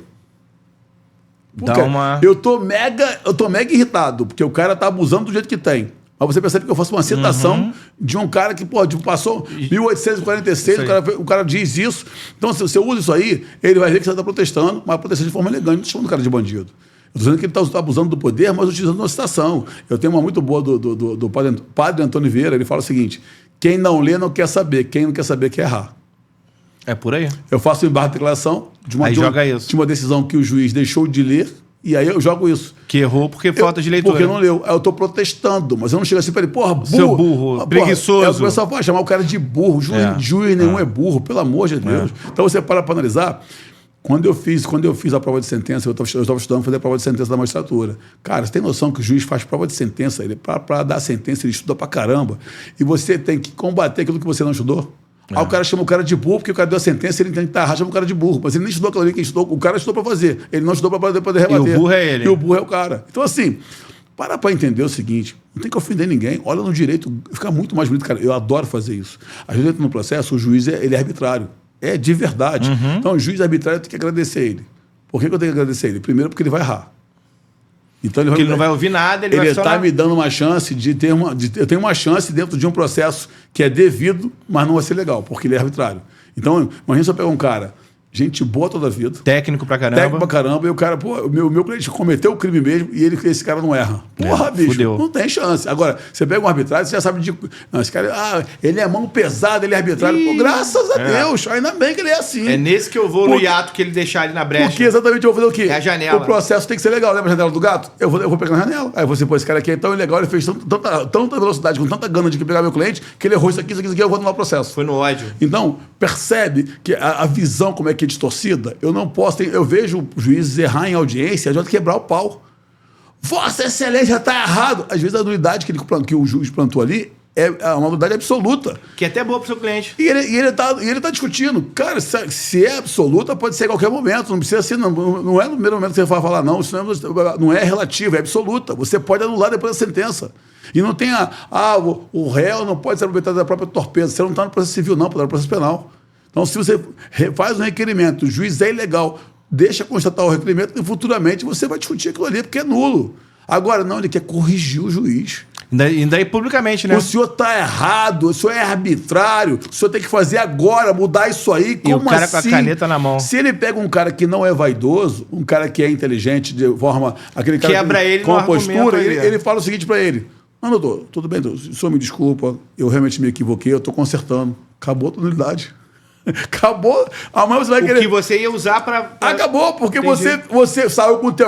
Porra, aí, consertei o juiz, mas teu cliente tá na merda. Fudeu. E você não tem que estar com o teu cliente, ele tem que sair bem. Então não é você achar que você ensinou pro juiz, viu? Tive que ensinar para ele, no final tá condenado teu cliente. O resultado é esse. O resultado é, ele errou, você se cala, faz a prova, deixa lá consignado e vai na em cima frente, desse erro. Na frente você vai em cima do erro e resolve com o seu cliente. Então você percebe, olha como é que o psicológico dos advogados hoje que se encontram no judiciário, como é que é. Ele tem advogado que vibra porque discutiu com o juiz dentro da audiência. Ele grava o juiz discutindo com o juiz para na internet.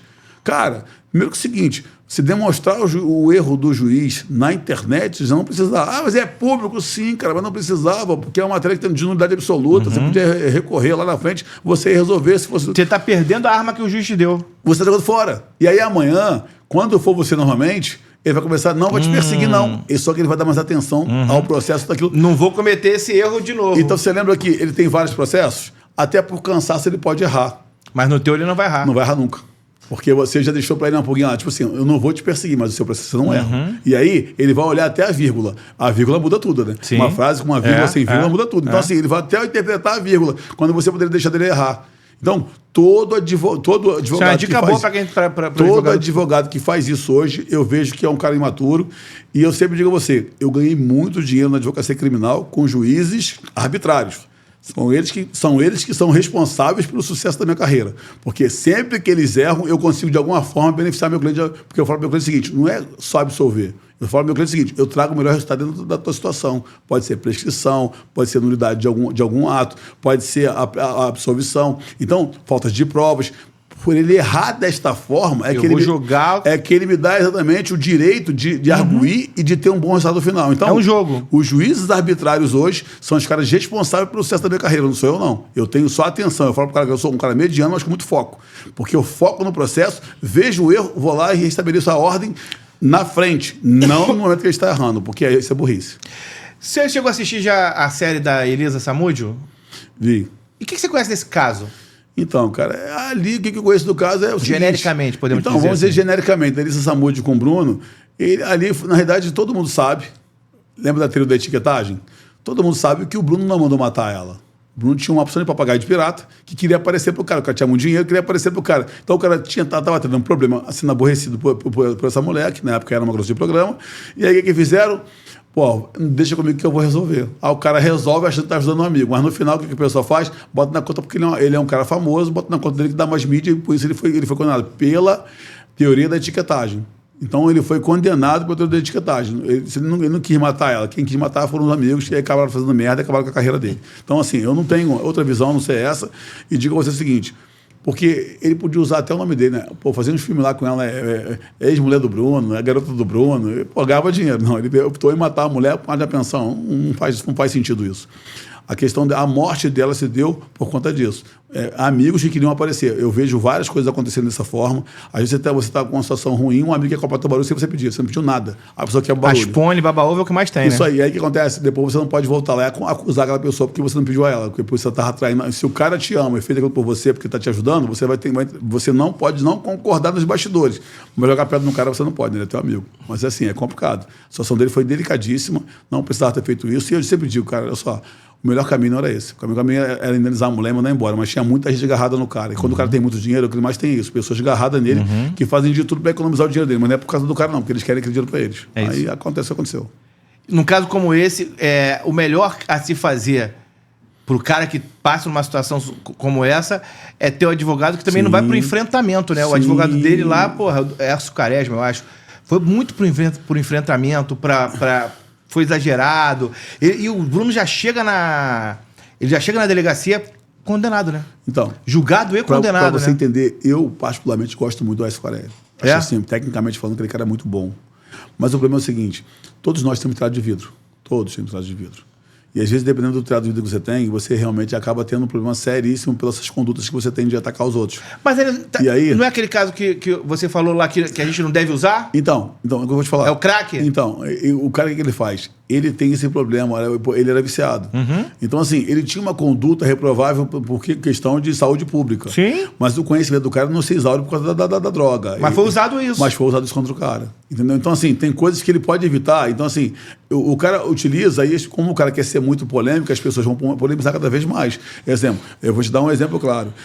Quando eu falo pra você que eu não defendo traficante, aí o cara fala, pô, porque você não defende traficante, não tem dinheiro, eu fico brincando que ele não tem dinheiro. Na verdade, não é isso. A verdade é, se eu defender um cara do tráfico de droga, dependendo de qual a facção dele, exemplo, PCC, nada contra os caras, mas se eu defendo um cara desse, amanhã, quando eu tiver no crime de colarinho branco, que é minha especialidade, que é organização criminosa, que é minha especialidade, os caras vão dizer, o senhor não é advogado de fulano de tal do PCC, eles te mancham de uma forma como se você fizesse parte daquela organização criminosa. E você, etiquetagem. E aí todo mundo te olha assim. Aí tu imagina o seguinte, você pega um grande empresário hoje, um cara de sucesso, um empresário de uma multinacional, que quer uma defesa. Ele não vai te contratar. Não vai. Por quê? Porque eles sabem que vão querer vincular o nome do seu advogado a ele também, que vocês têm ligação com o PCC. Então, assim, a teoria da etiquetagem, ela traz não é utilizada, não deve ser utilizada no Brasil, mas traz uma responsabilidade para o advogado de que certas condutas ele não pode praticar, porque vão usar contra ele. Então, tu imagina, o cara era viciado. Exemplo, lembra que eu, tornando a te falar sobre o assalto, você imagina se eu pego saco da minha arma, atiro em 4 caras e mato os caras e um dos tiros pegam na cabeça. Sabe o que vão dizer? Execução? Advogado, criminalista, mata 4 pobres coitados e estavam tentando só roubar o carro dele.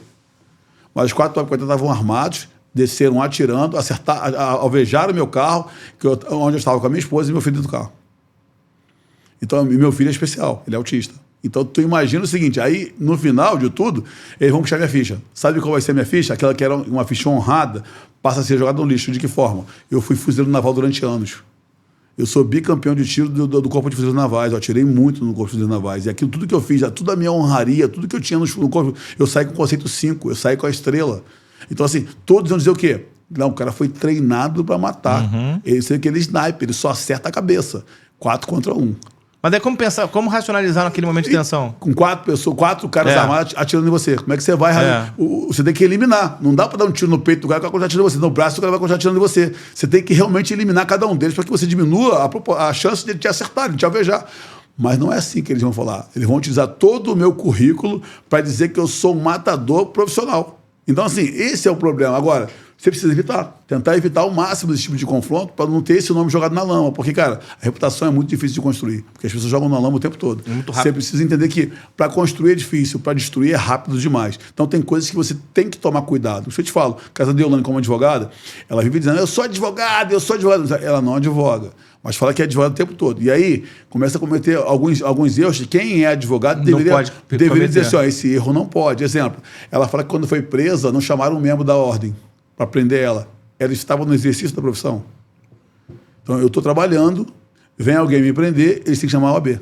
Porque eu estou no meu escritório trabalhando. Agora, eu estou passeando, cometo um crime ou estou sendo investigado. Não tem nada a ver. O membro da ordem, por qual motivo? Eu tenho como formação o direito e tenho a carteira da advocacia. Mas não estava trabalhando como? Mas eu não estava trabalhando como, pô. Então eu não posso ficar jogando o tempo todo informações que as pessoas sabem que é errado. Aí você pega os colegas, que eu falo o tempo todo, eu sempre penso vendo os meus colegas, tentando defender isso. Isso é um absurdo. Ataca um advogado, atacou todos. Não, eu não ataquei você como advogado. Tô acusando teu CPF. É a mesma forma que quando tentaram me assaltar, se eu atiro ali, eu não estava como advogado, eu estava como chefe de família, eu estava ali como cidadão me defendendo. Da mesma forma que se eles me acertam, eles não mataram o advogado, mataram o Joab, que é advogado. Mas não mataram um advogado, eu não estava nessa profissão, eu estava passeando, estava mudando para minha casa. Então, assim, você entende que eles querem sempre distorcer as palavras, a gente não pode distorcer. A questão é tentar entender que tudo que você fala tem consequência. Eu sempre digo isso. A consequência é grave. Eu falo para as pessoas, raiva e vaidade tem preço. Vamos saber quanto você está disposto a pagar. Eu falei isso porque eu estava com raiva. A consequência é essa e o preço é esse. Toda raiva e consequência tem preço. Toda raiva tem preço e consequência. E vaidade também. A Deolane tem os dois. Ela tem raiva e vaidade. Ela... Isso vai dar consequência. E vai ter preço. 8 advogados vai ter preço. Quando você vai, eu faço assim porque eu sou Deolane. Vai dosar pra caramba, né? Então você também tem preço. Então, assim, tudo isso tem preço. Você vê quanto você está disposto a pagar. Porque lutar contra a máquina sozinho é complicado. Mesmo trazendo o Brasil todo, você vê que o Lula tentou fazer isso e não conseguiu. Ficou preso um bom tempo. Tinha preço. 3 anos agarrado. Então, assim, tem preço. Você certo ou errado, você não é livre para falar o que você quer. Esse papo da Constituição, todos nós somos livres, isso é mentira, pô. Você não pode utilizar certas coisas. Você chega no desembargador e fala, eu protesto, está tudo errado, porque a lei diz isso. Tudo bem, mas eu entendo isso, acabou. Já era. Acabou o teu direito, o teu romantismo, acabou ali. Porque você achou que tinha que falar o que quisesse, porque você é uma pessoa livre. Você não é livre. Nós não somos livres. Você tem que ser o seguinte, você, de forma ponderada, protestar de forma elegante, tentando demonstrar para eles o seu bom direito e, acima de tudo, respeitando todo mundo. Mesmo que você esteja indignado, ele pode ver a sua indignação de forma diferente. Eu tenho um promotor de justiça amigo meu que ele fala o seguinte, todo réu que cumpre a pena e eu vejo o cara sofrendo e o cara está indignado e eu vejo o processo desse cara foi errado. Por quê? Porque se ele cumpriu a pena e ainda está indignado, é porque estava errado. Porque o nome dele vale mais. Quando o cara está certo, o cara cumpre a pena e ele fica calado. E aí, normalmente, quando ele faz uma revisão, ele sempre, toda revisão criminal, ele sempre fala isso. Aí está no segundo grau agora, como está como procurador, ele sempre fala, toda revisão criminal que chega para ele examina como ninguém. E fala, cara, eu olho mesmo. Se tiver alguma chance de o cara estar certo, eu faço a justiça. Que legal. Porque ele entende, tipo assim, cara, se o cara tá incomodado, porque você sabe que a revisão, mesmo depois do cumprimento, você pode fazer, né? Então, e volta, pode voltar. Volta, pode anular tudo. Então, assim, se o cara tá muito indignado, se o cara tá sofrendo, você vê, o cara tá mal, bicho, é porque tem ele uma já coisa... tá livre, né? É porque mas a alma dele tá presa. Tá presa, e o cara tá mal. Então, assim, ele vai olhar e olha todos os detalhes, ele tenta... Ele até fala, cara, se hoje vai despachar comigo com memoriais, eu despacho com o advogado, tento entender o que tá acontecendo, porque se eu tiver uma chance de o cara tá certo, eu não quero dormir com essa injustiça normalmente. Ser mais um a cometer essa justiça com o cara. Eu acho magnífico o cara. Então, você vê, o cara é procurador, vem da origem do Ministério Público, tu acha que o cara realmente atua um pouco ministrando pro processo do cara? Não, esse cara, ele realmente entende. Então, é um cara que você vê que se ele manteve, é porque ele viu que não tinha condição. Agora, se o cara realmente entender que tem, ele vai conceder. Eu acho isso brilhante. Isso é legal. Eu sempre falo pro Isso pessoal, é a maioria? A maioria é assim? Não. Infelizmente não, porque a maioria trata os processos com frieza. Porque não é porque o cara é mau, não. É porque o cara, tipo...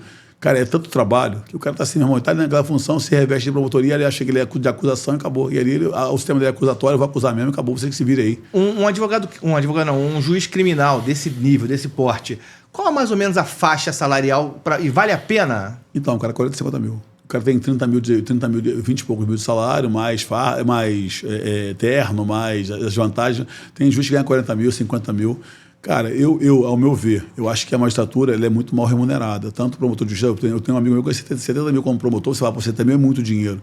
Não, o que eles fazem não. A responsabilidade é muito grande. Então, imagina você pedir para um juiz, como eu tenho alguns casos no escritório, algumas causas lá que você tem de milhões. Você pega 600 milhões de reais, 1 bi. Pô, e o cara ganha o mesmo salário, pô. É difícil, né? Então o cara vai estar jogando uma causa de 1 bi, ganhando 50 mil. Então, assim, é desproporcional demais. Né? E assim, ele pode definir de qual dos dois lados ele pode ganhar. Então, assim, eu entendo que o salário... Por exemplo, no de futebol ganhando o Neymar R$1 milhão por mês.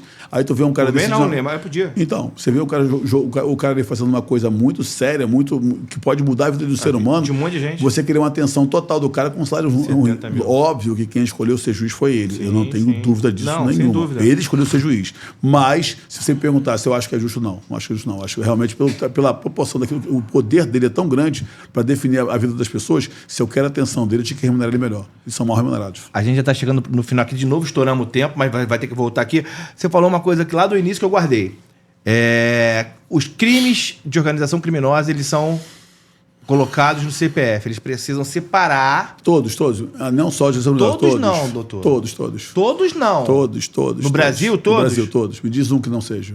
8 de janeiro. Vamos lá. 8 de janeiro, você teve pessoas que entraram, quebraram, teve pessoas que não quebraram, mas pessoas que articularam, todas essas estão sendo individualizadas. Agora, o pessoal preso? Então, vamos lá. A aplicação da pena, você pode dizer que é exacerbada, porque o Alexandre de Moraes, o ministro, ele realmente é um cara de mão pesada. Mas se você for lá ver a sentença, vai dizer que você cometeu, você articulou, você financiou, vai dizer o cara que entrou, o cara que quebrou, ele obrigatoriamente precisa fazer isso. O problema é que se nós formos olharmos para essas penas todas aí e ver quem foi, da forma que foi feito, nós vamos entender que teve um tribunal de exceção, Foi criado exatamente para poder dar exemplo, e aí quando eu te falo, quando cai naquele perigo, ser criado tribunais de exceções para poder julgar e dar exemplo para as pessoas, para que não aconteça mais. Nós tivemos isso em 2017 ou 2018 lá com o PT e não deu nada. Tivemos com o pessoal da direita e teve essa arbitrariedade. Eu entendo perfeitamente isso. Eles são arbitrários. O problema ali é que nós não temos quem julgue isso, quem está acima deles. Ia ser minha segunda pergunta. Aí nós temos problema. Nós não temos ninguém acima deles. E aí quando nós podemos pegar as pessoas que podem realmente resolver o problema, que são os senadores, aí você vê os caras todos comprometidos. Aí fica complicado. Aí o cara não consegue correr para poder abrir uma CPI, para poder resolver o problema, muito menos depois para entrar com impeachment, porque os caras estão realmente vão para ali com... Telhadinho de vidro. Aí o cara joga pedra dela, se jogar no meu jogo de justiça também, o cara para. Então, assim, esse aqui é o problema. A questão é, olhando para o direito, como deve ser enfrentado, temos que individualizar cada conduta para que a pena seja diferenciada. É isso que é. E aí, em cima disso, cada um vai tomar na sua proporção. O cara que comete o assalto diretamente, ele recebe por 157, o outro recebe por partícipe, na proporção que eles participaram. Quebrou uma janela, aquelas condutas. Xingou. Eu não posso... Imagina o seguinte, existe um crime, exemplo, nós planejamos aqui furtar uma casa. Aí você fica no carro parado lá quietinho. Eu entro na casa porque não tem ninguém na casa. Aí o dono da casa voltou pro imóvel. Dá um tiro. Eu me deparo com esse cara. Eu vou lá e dou um tiro nele. A mulher dele tá lá. Eu vou lá e estupro a mulher dele. Aí tu imagina, olha só quanto é conduta. O cara tá lá fora, ele anuiu comigo para fazer o quê? Só o roubo. Só para furtar a casa, porque não tinha ninguém. Então não é roubo, é furto. Porque eu estava só furtando a casa. Só que tem um detalhe. Eu matei o dono da casa e estuprei a mulher dele. Ainda manteve o carteiro privado. Então, quando chegar no final, quando for preso, esse cara aqui, ele vai responder por todas essas condutas. Esse cara aqui, ele só responde pelo que ele participou, a conduta que ele participou, que era dar fuga pro cara depois que o cara furtasse.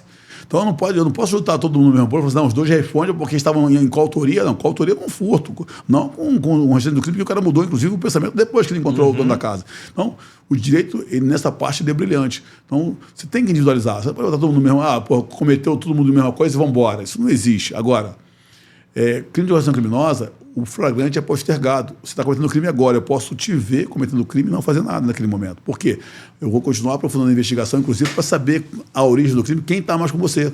Quanto mais gente eu pegar naquele crime, nós chamamos de flagrante postergado, faz depois. Quando tiver todo mundo, agora a gente faz a operação em pé. Por isso que as operações, elas são instauradas sempre depois que todo mundo, ele vê você fazendo, vê o outro fazendo, aí depois, agora a operação, nome de tal, e pega todo mundo. Então, porque ela dá esse direito de ser, é a única, inclusive, que pode ser postergada. O flagrante está cometendo um flagrante dentro, o cara te prende e acabou. Agora, na organização criminosa é postergado, porque ele quer pegar o maior número de pessoas. Então, para isso, você precisa individualizar cada conduta.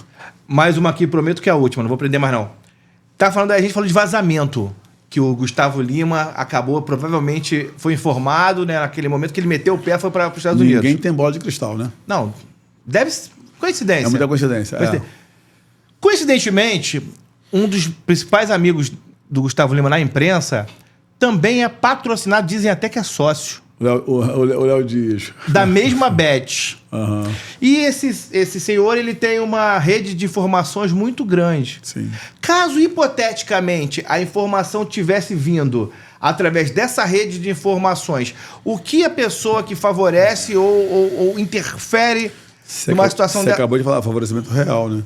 Eles vão responder por isso, né? Então, pode responder, né? Pode, claro. O que acontece hoje? O Léo Dias é um cara que, o repórter, ele tem que ter os seus contatos, né? Todo mundo tem suas fontes, todo mundo entende isso. Como é que o Léo Dias taca muita pedra nos outros?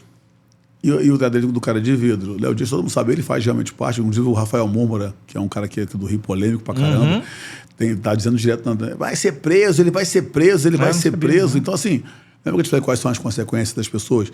Vão ter mais gente arroladas desses inquéritos. Se estiverem atrapalhando as investigações, eles vão ser presos mesmo.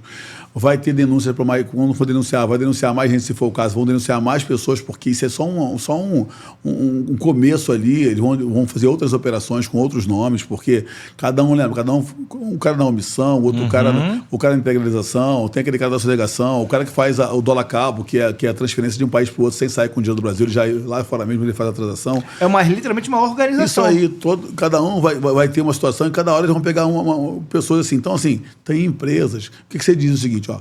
Eu vejo a Deolane preso por causa do Tigrinho, beleza? As influências estão sendo presas. Não foi só lá, não. Teve outras influências presas também no Brasil antes dela, foram presas. O que você me diz de uma concessionária, uma ponte Rio-Niterói, que está ali prestando serviço para a sociedade, colocar lá o anúncio do jogo do Tigrinho? Tem isso naqueles painéis? No painel, eu fiz no meu Instagram, coloquei lá. Que loucura. Gente, olha que absurdo. É uma contravenção, que não é permitido, tá ali Mas anunciando porque pagou. Aí eu te pergunto, não é a mesma influência que ela tá ali falando? Lógico que é. Então, se eu vejo em cima da ponte, o negócio é sério. É. Pô, uma ponte de Niterói, tá ali em cima com aquele grandão, pô, tipo, o cara tá fazendo Tá publicidade institucionalizando de uma coisa séria, só que não é. E aí? Aí o que eu falei, pessoal? Logo, essas empresas grandes também vão respondendo a pessoa do seu sócio por danos causados à sociedade. E aí, todo mundo, não, é porque pode. Vamos ver, gravo o dia de hoje. Há 6 meses atrás eu falei que os influencers iam ser presos. Já deu mais de 1 milhão de acessos lá no meu Instagram, quase 600 mil, e no TikTok mais de 1 milhão. E foram presos. Agora eu estou te falando você que essas empresas também vão ser responsabilizadas financeiramente por essas condutas. Aí depois você vai dizer assim, caramba, você é bola de cristal? Não, é porque não tem como dar certo, é uma lógica. A coisa realmente é uma lógica. Vai estourar. Vai estourar em algum momento. Só que as pessoas pensam o seguinte, cara, quando estourar eu resolvo.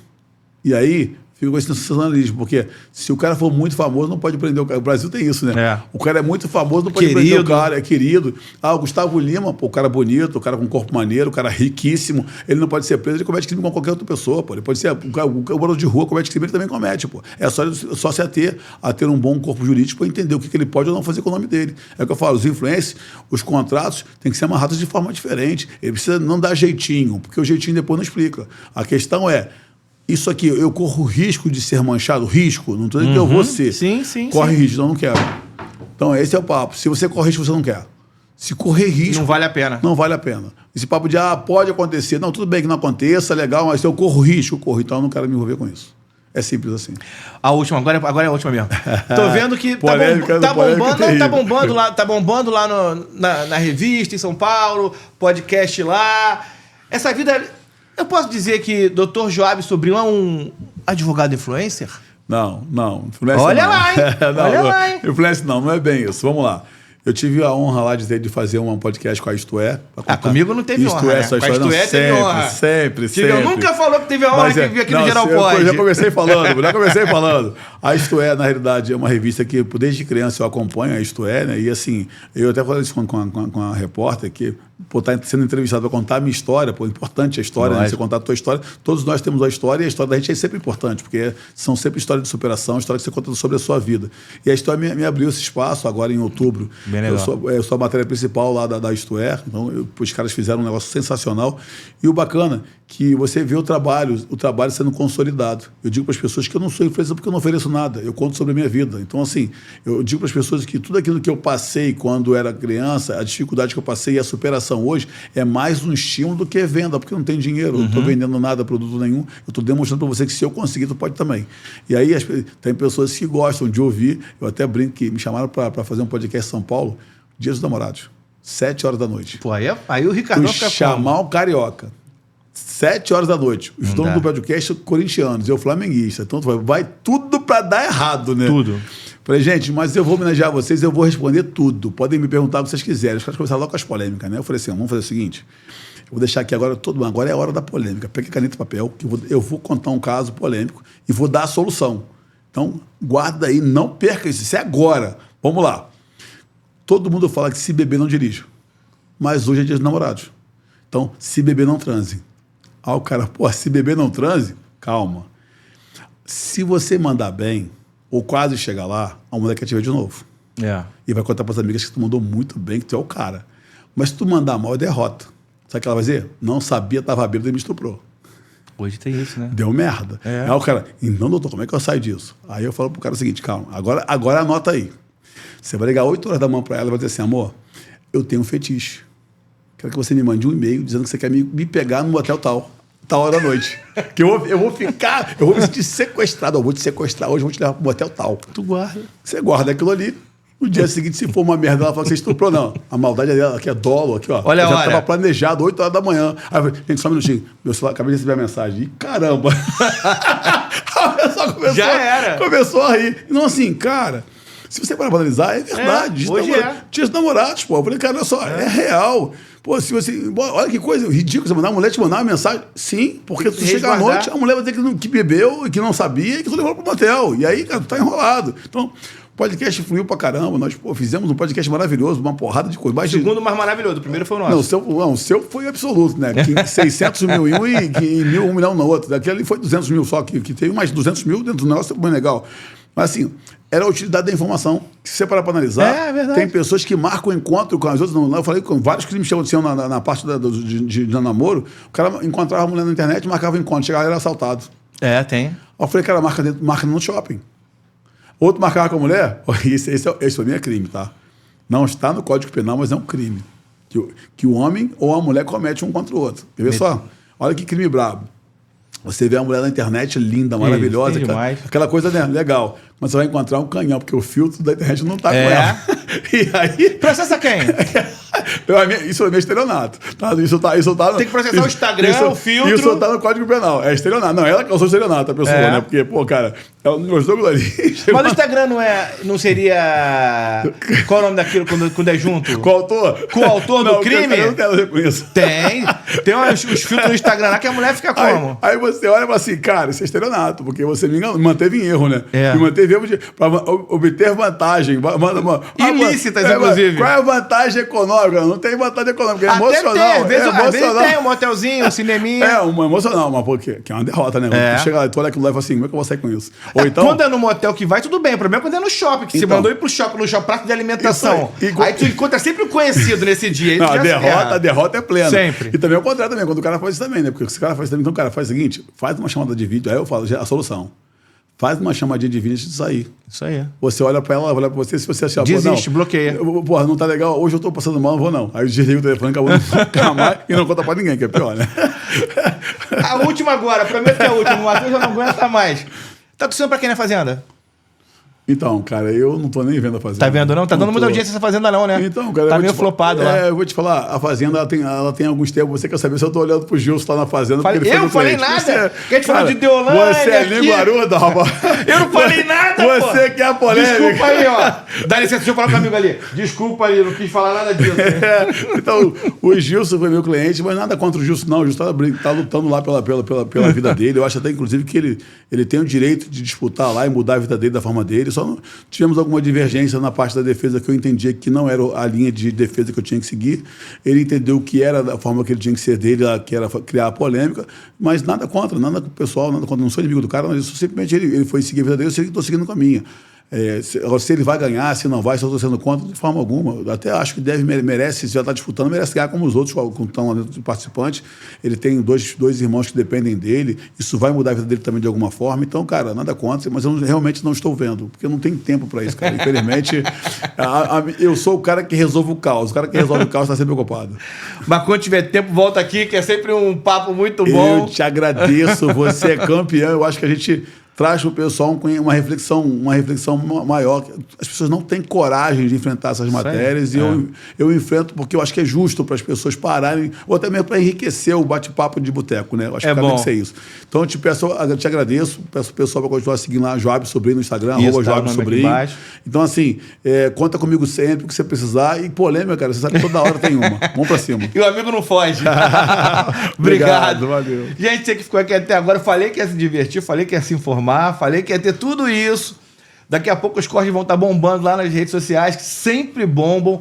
E o mais legal é que ele não foge. A gente joga aqui, ó, nem falei do amigo lá, só joguei um negocinho que ele já pega, porque aqui também tem aquele negócio. A gente bateu aqui, desde o início o Santo bateu, rolou uma conexão, então a gente tem um bate-bola muito legal. E vamos nos preparar para o próximo. Alô, rapaziada da Ponte Rio-Niterói. O bicho vai pegar, vai ter que pular da ponte, hein? É bom desligar o tigrinho lá que o bicho vai pegar. Agora, tigrinho, a gente não quer. As bets que forem já certinha, que já tiverem documentação, pode vir aqui no Geral Pod, ó. Entre em contato aqui com a gente e pode patrocinar o Geral Pod. Aliás, a Beth pode, a Sônia, a Maria, quem quiser patrocinar, estamos abertos. Estamos facinho. Aqui o Geral Pod tá on. Beleza, rapaziada? Muito obrigado. É sempre um prazer ter vocês aqui querendo gravar o seu podcast. Entre em contato com a gente. Aqui, ó, @geral.pod no Instagram, @geralpod lá no TikTok. E vem com a gente e até a próxima. Um beijo, galera. Fui!